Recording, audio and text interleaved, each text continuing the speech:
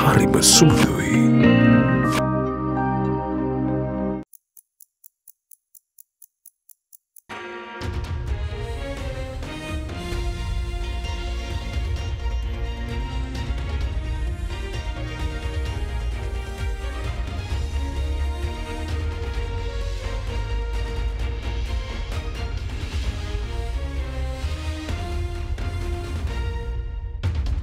Tonight on First at 9 this Friday the 10th of November 2023.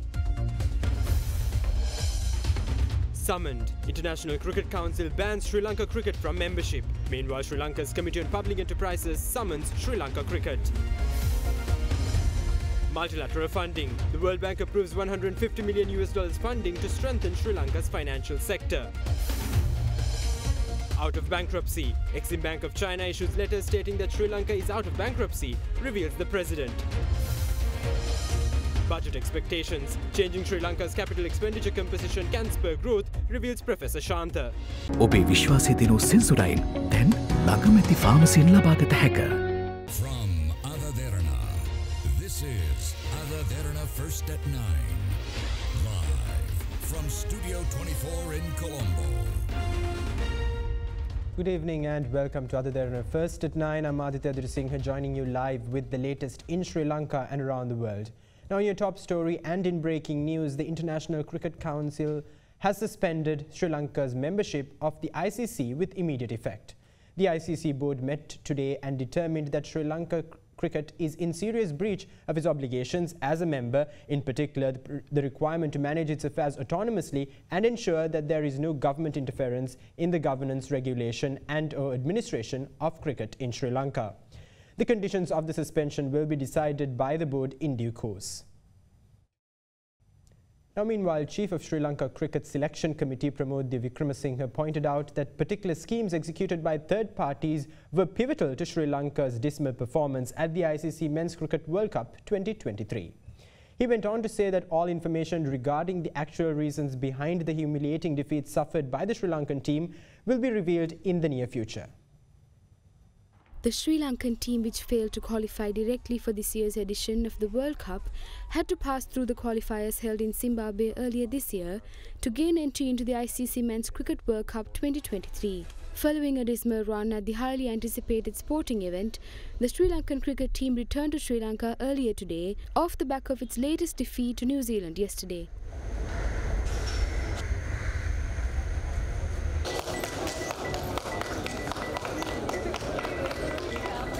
තරංගාලේ ඇත්තටම ඉතින් ටිකක් කනගාටුයි මොකද හොඳින් ඉවර කරන්න බැරි ඉච්ච එක ගැන. මේ පටන් ගද්දී ඇත්තට හොඳට පටන් ගත්තා. ටිකක් ඇද්දී ඉතින් අපිට මැච් පෙරදුනට පස්සේ එළුවා මොකද්ද කරන්න පුළුවන් කියන එක. ටීම් එකක් ඉදලා පුළුවන් උපරිම කරන්න මේ බලාපොරොත්තු උඩ හිටියේ. ඉතින් මැච් දිනන පරිදින එක අපිට කන්ට්‍රෝල් කරන්න අමාරුයි. සවුතුර කරන දවසේ අපි ඉතින් මැච් පරිදිනවා. හොඳට කරන්න නම් ඉතින් අපි හැම පාර්ට් තුනම හොඳට කරන්න ඕන. මං හිතන්නේ නැහැ ටීම් එක මුතාභාවයක් තිබෙන්නේ නැහැ කියලා. මොකද හැමෝම බැලුවේ මැච් දිනන්න තමයි.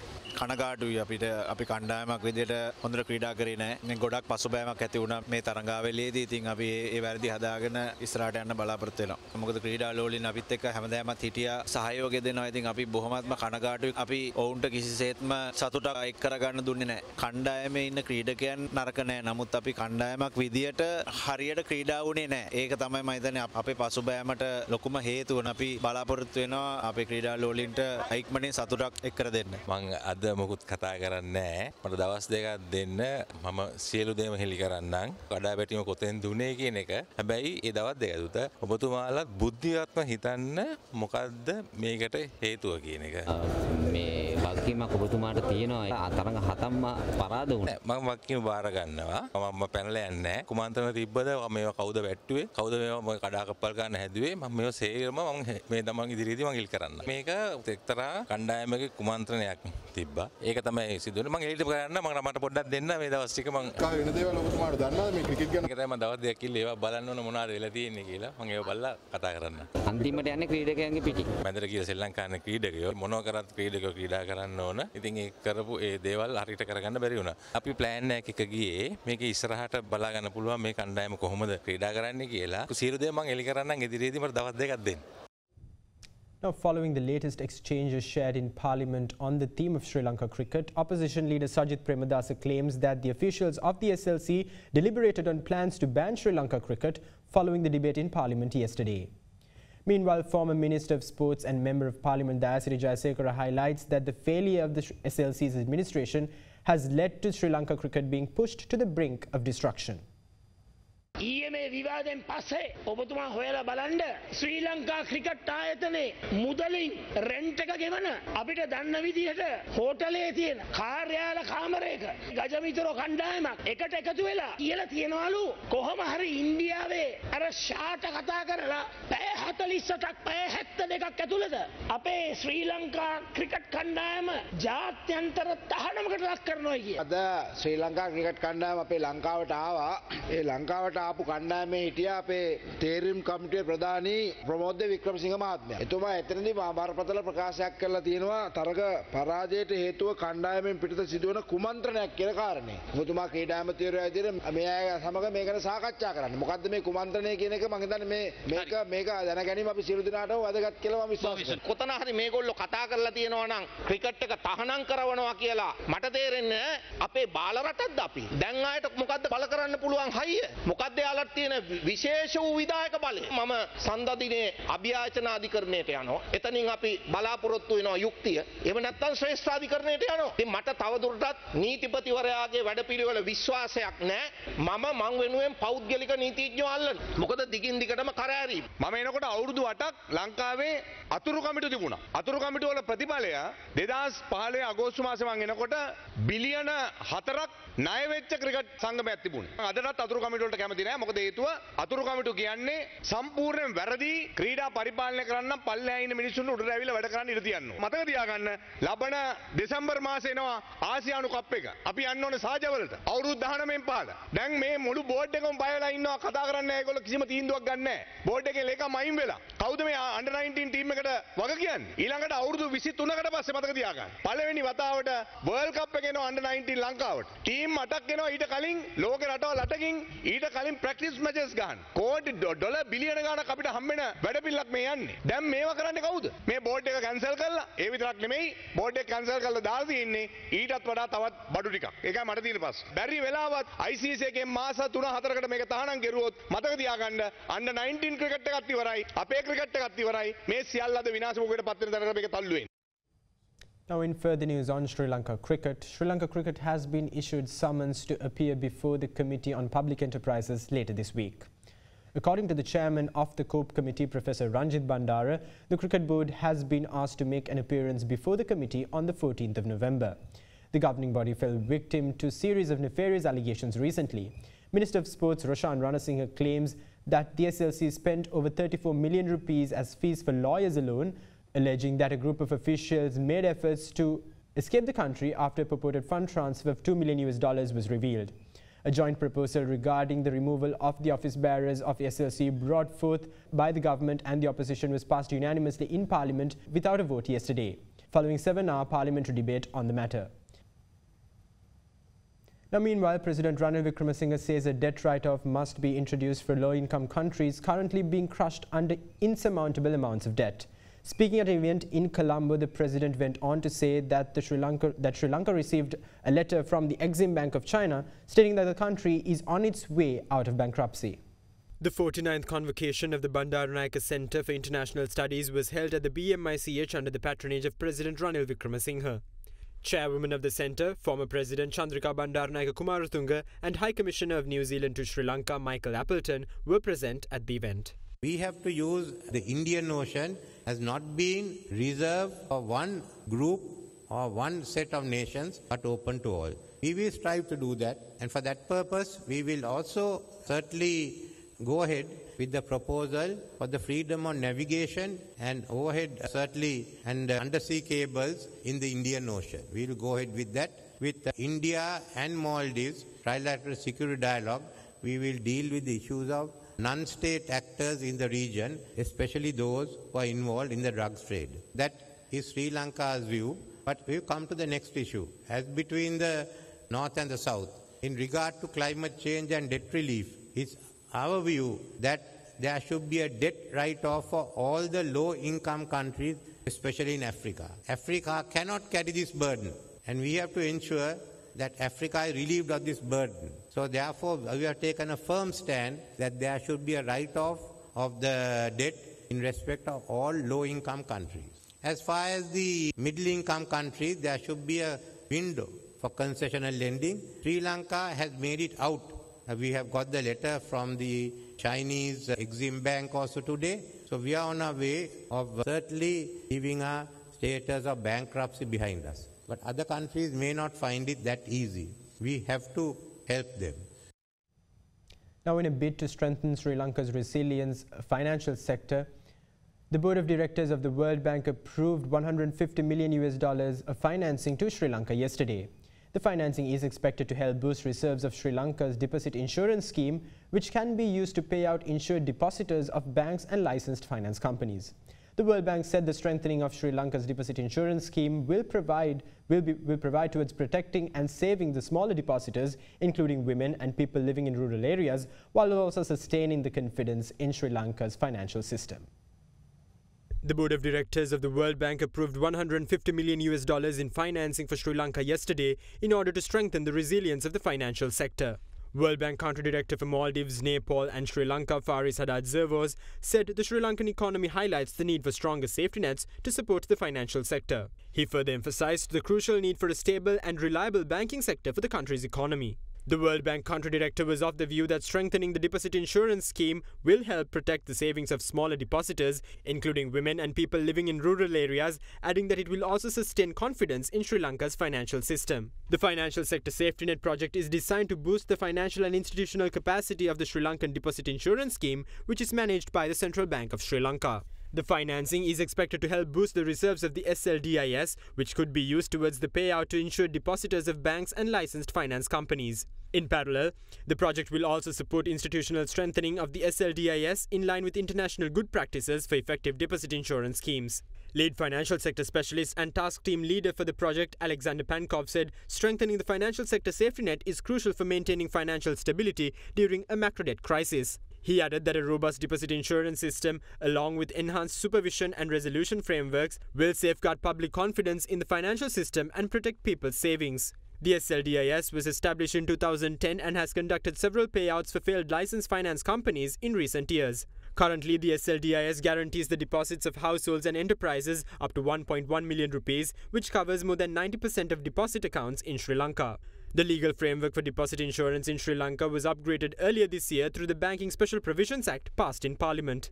The Central Bank of Sri Lanka highlights that the SLDIS should now be strengthened institutionally and financially for it to be able to effectively fulfill its mandate of protecting the stability of the financial sector. Now, in other very disturbing local news, the Police Women and Child Abuse Investigation Division reports that 131 girls below the age of 16 were raped in Sri Lanka in October alone. Commenting on the ways and means of addressing this serious concern, the chairman of the Child Protection Authority, Udayakumara Amarasinghe, claims that the authority has already drafted new rules and regulations with the intention of protecting children. සැප්තැම්බර් මාසේ 168 දෙනෙක් 16ට අඩු දැරියන් ස්ත්‍රී දූෂණයට පත් වුණා. තමන් ඇති කරගන්නා ප්‍රේම සම්බන්ධතා හේතුවෙන් තමයි බොහෝ දෙනෙක් දූෂණයට පත් වෙලා තිබුණේ. ලොකුම ගැටලුකාරී තත්ත්වය තමයි එක මාසක් තුල 22 දෙනෙක් ගැප්ගෙන තිබීම. ඔක්තෝබර් මාසේ 131 දෙනෙක් ළමා ස්ත්‍රී දූෂණය වශයෙන් හඳුන්වන්න පුළුවන් තත්ත්වයට පත් වෙලා තියෙනවා. ඒකෙන් 10 දෙනෙක් ගර්භණී භාවයට පත් වෙලා තියෙනවා. ස්ත්‍රී දැරියන් 32ක් පිරිමි දරුවන් 16 දෙනෙක් ඔක්තෝබර් මාසය තුල බරපතල ලිංගික අපයෝජනයට පත් වෙලා තියෙනවා. වින්දිතයන්ගේ වයස අවුරුදු 11ට අඩු දරුවෝ 18 දෙනෙක් මේ ආකාරයේ අපරාධයට පත් වෙනවා. ඊළඟට 12යි 16යි අතර දරුවෝ 29ක්. ඒකෙන් විශේෂ දෙයක් තමයි 18ට අඩු සැකකරුවොත් මෙහි ඉන්නවා. Addressing the press conference, the chairman of the National Child Protection Authority, Udayakumara Amarasinghe, pointed out that the introduction of sex education to the school curriculum will be a good start to combat sexual abuse among children.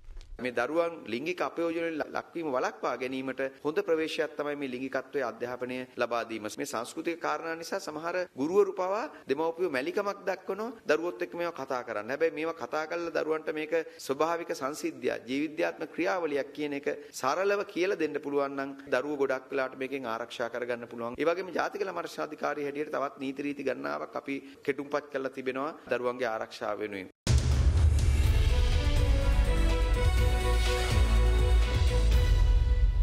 Welcome back. Now in your local business news, Colombo stocks closed in red today, dragged by losses in consumer staple stocks.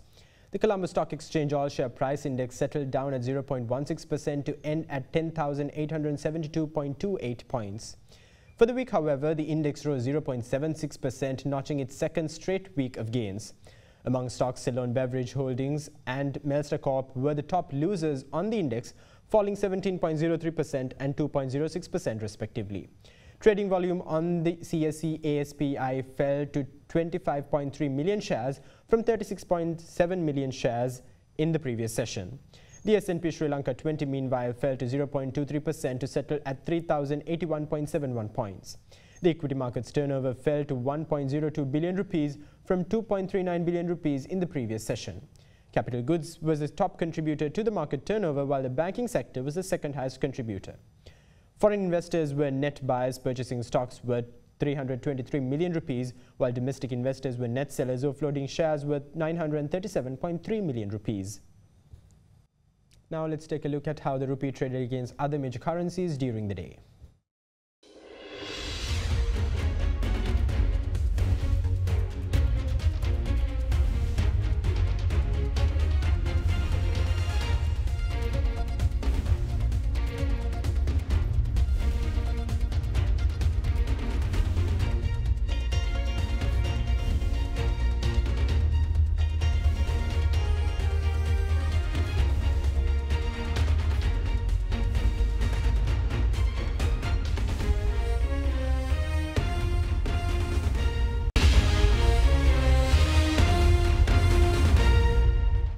Welcome back. Now, the former president of the Hotels Association of Sri Lanka, Anura Lokuheti, requested the government to provide moratoriums for the small and medium-scale hotels, which is the lifeblood of the industry, to repay their debt from the upcoming budget 2024. With that, let's have a look at what the hotel sector wants from the budget 2024.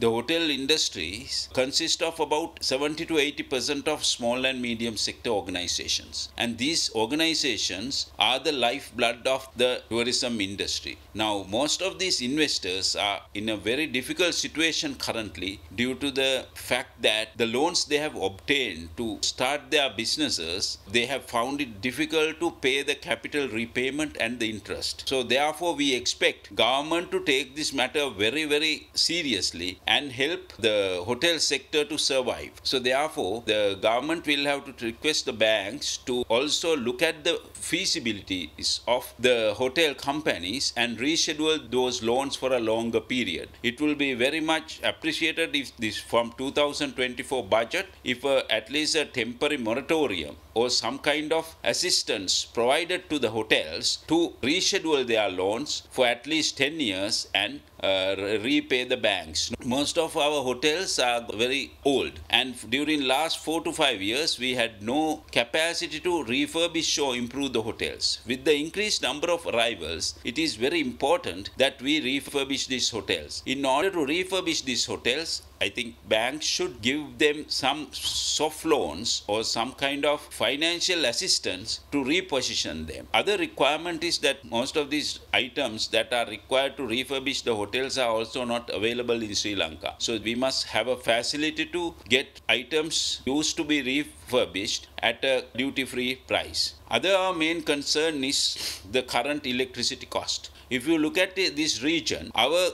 electricity cost is second in the entire Asia region. So now when we contract with the tour operators, we contract for a price. This kind of price hikes, not small amounts, sometimes 15%, 20%, and we cannot afford to pay, or it is not feasible for us to maintain the hotels at those high rates. So we expect government to take a note of this during this budget and give us some kind of a concession not to increase the hotels' electricity bills for at least another 1 year to support this industry for survival.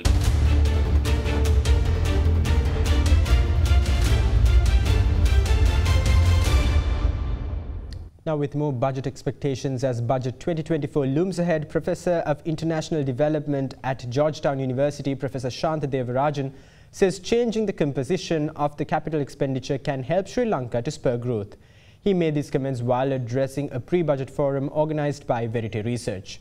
Meanwhile, Chairman of the Ceylon Chamber of Commerce, Dumindu Hulangamu, said the government must focus on tourism, ports and shipping and business process outsource sector from the upcoming Budget 2024.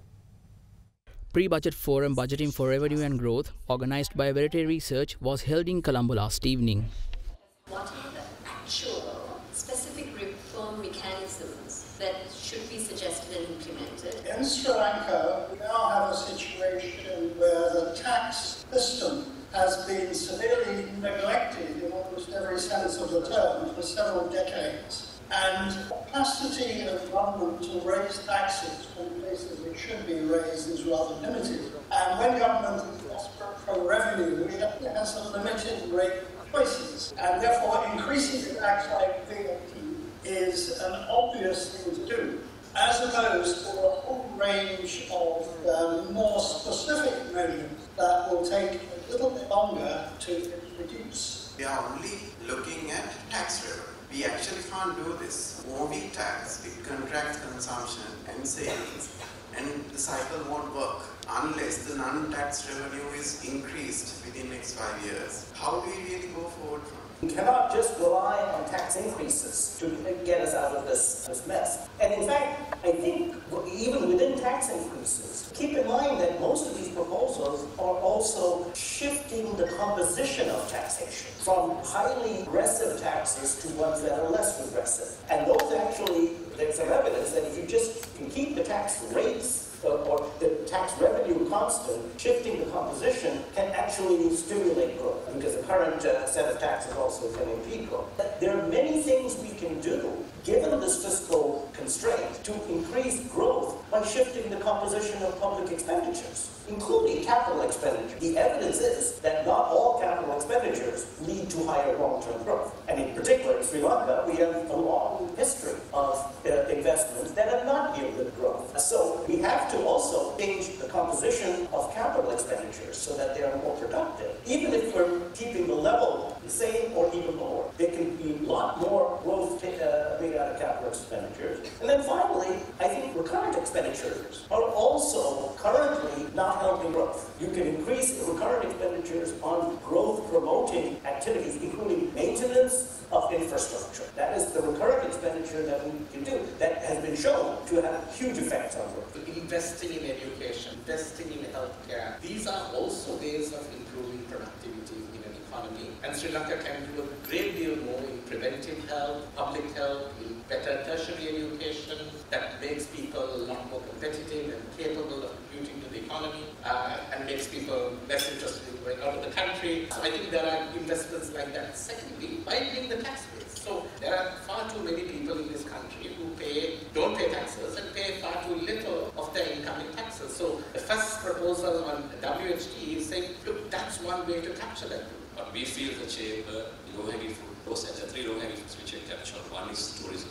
And we had infrastructure, we made certain changes in legislation where we create free areas, we increase tourism from 2 to 5 million. That will be a big boost to the local economy. And number 2, the BPO IT industry. Because we have 150,000, 200,000 people coming out of the system where we can produce them, fast track them to the BPO IT industry. There's enough opportunity for Sri Lankans to sell the services. And number 3 is the ports and shipping area. Seeing the DCF funding come to the job, the bank project of $500 million, that's a huge, I think, investment that came, a good signal for the country to see that people are here Sri Lanka again. So we need to get areas where Sri Lanka can fix the problem, the short term, medium term. And also we have given proposal to liberalize a lot of areas for foreign direct investments that are either not opened up, like education, agriculture, plantation industries. There's no need to close those industries. Mining, we have said liberalize 100% export, and there are enough people to come, even without tax incentives. For free trade agreements to be feasible for smaller countries like Sri Lanka, the main interest in entering a trade agreement is to obtain market access. So basically, you must have sufficient number of companies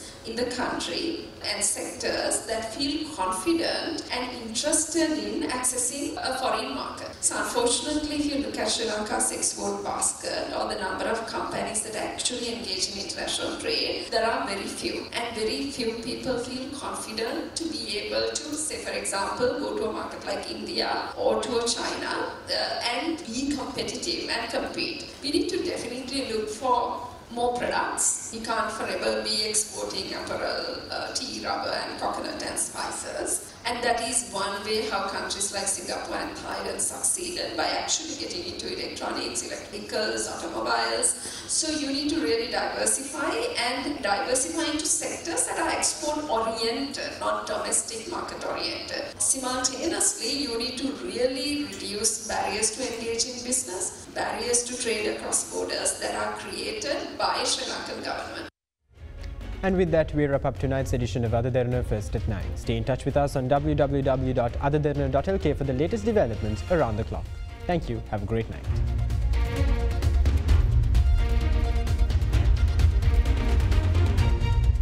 For news and information you can trust 24 hours a day, visit AdaDerana.lk.